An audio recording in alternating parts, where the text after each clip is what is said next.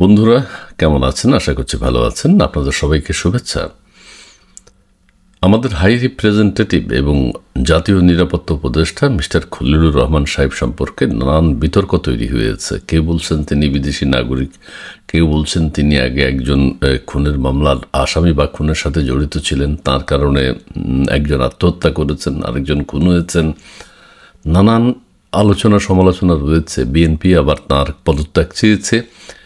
এমনি তাকে সেনাবাহিনী বা তিন বাহিনীর পক্ষ থেকেও কিন্তু গ্রহণ করা হচ্ছে না, কারণ একজন জাতীয় নিরাপত্তা উপদেষ্টা বিদেশি নাগরিক, তার কাছে সেনাবাহিনী, নৌবাহিনী, বিমান বাহিনী তারা তথ্য দিতে বাধ্য। কিন্তু কেন তারা দেবে একজন বিদেশি নাগরিকের কাছে? সেটা নিরাপত্তার কথা ভেবে সেনাবাহিনী তাকে মেনে নিতে পারছে না।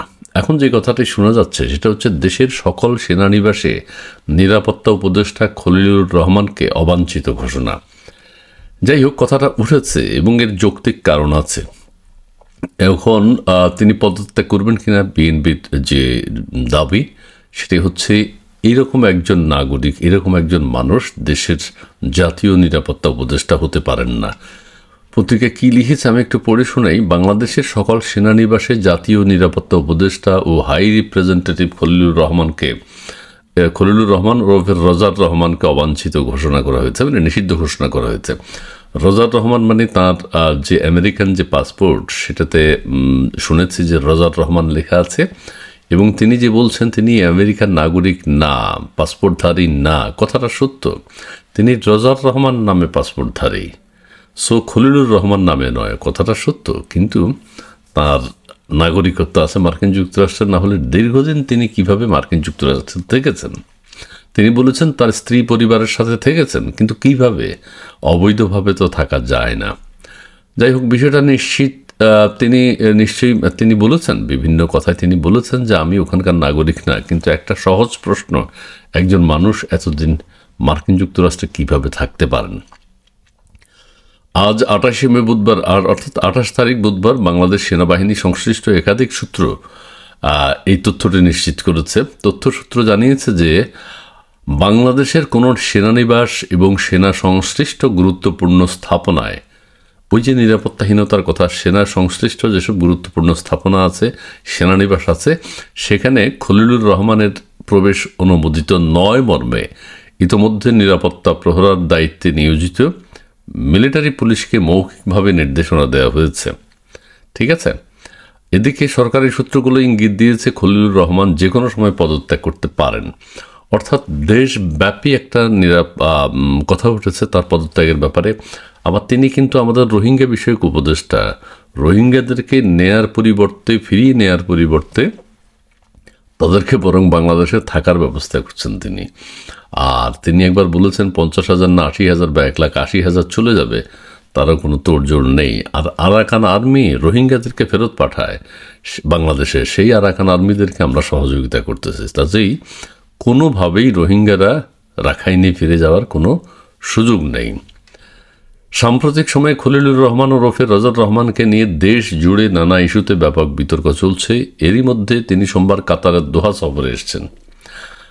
এখন এমন সময় এই সফর যখন মিয়ানমারের রাখাইন রাজ্যে প্রস্তাবিত মানবিক করিডোর নিয়ে বিতর্ক জোরদার।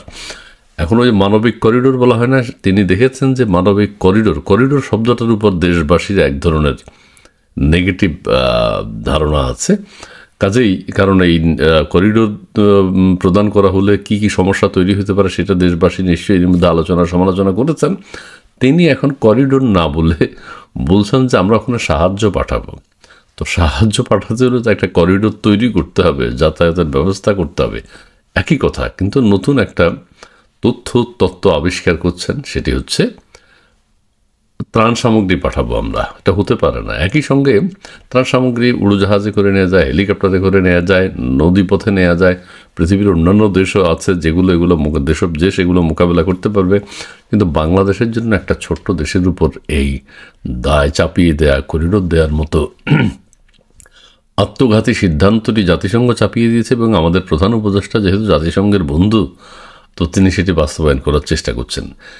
একই সঙ্গে বাংলাদেশ সেনাবাহিনীর জাতীয় সার্বভৌমত্ব রক্ষা, রাষ্ট্রীয় গুরুত্বপূর্ণ সম্পদের নিরাপত্তা এবং দেশব্যাপী আইনশৃঙ্খলা বজায় রাখার বিষয়ে তাদের দৃঢ় অবস্থানও তারা পুনর্ব্যক্ত করেছেন। অত্যন্ত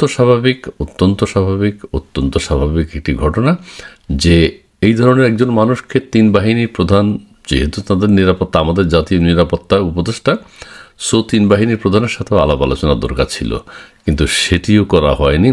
হঠাৎ করে তাকে নিরাপত্তা উপদেষ্টা বানিয়ে দেওয়া হয়েছে। কারণ কি, কেন বানানো হয়েছে? দেশের স্বাধীনতা সার্বভৌমত্ব কি তার কাছে নিরাপদ কিনা সেটা কিন্তু যাচাই বাছাই করা হয়নি। বন্ধুরা, দেখা যাক এখন ভবিষ্যতে কি হয়, সেটাই দেখতে চাই। ভালো থাকবেন, সুস্থ থাকবেন। এখানে আরেকটি কথা আছে, ঢাকা সেনানিবাসের আর্মি অফিসার্স মেসে সাংবাদিকদের সঙ্গে আলাপকালে সেনাবাহিনীর সামরিক অপারেশন পরিদপ্তরের এক কর্নেল পদমর্যাদার কর্মকর্তা বলেন, সেনাবাহিনী ঐক্যবদ্ধ, আমরা বাংলাদেশ মিয়ানমার সীমান্তে কোনো আপোষ করিনি। এটি আমাদের দেশ এবং আমরা যে কোনো মূল্যে এর সুরক্ষা দিব। অবশ্যই তা দিতে হবে। এবং মিয়ানমারের সাথে আমাদের সংঘাত তৈরি করা, এই করিডোর দিয়ে আরাকানকে সহযোগিতা করা, আরাকান আর্মিদেরকে সহযোগিতা করে মিয়ানমারকে আমাদের বিরুদ্ধে মিয়ানমার আমাদের বিরুদ্ধে যুদ্ধ করতে বাধ্য হবে এক পর্যায়ে। আমরা যদি আরাকান আর্মিকে এইভাবে সহযোগিতা করতে থাকি, তারা তো সেটা কোনো দিনও পছন্দ করবে না। তাদের একটা অংশ, একটা রাজ্য আলাদা হয়ে যাক, এটা তারা কোনো দিন চাইবে না। যারা এইসব কাজে সহযোগিতা করবে, বিশেষ করে পার্শ্ববর্তী দেশ বাংলাদেশ, তাদের সাথে তাদের মতবিরোধ দেখা দেবেই। ধন্যবাদ।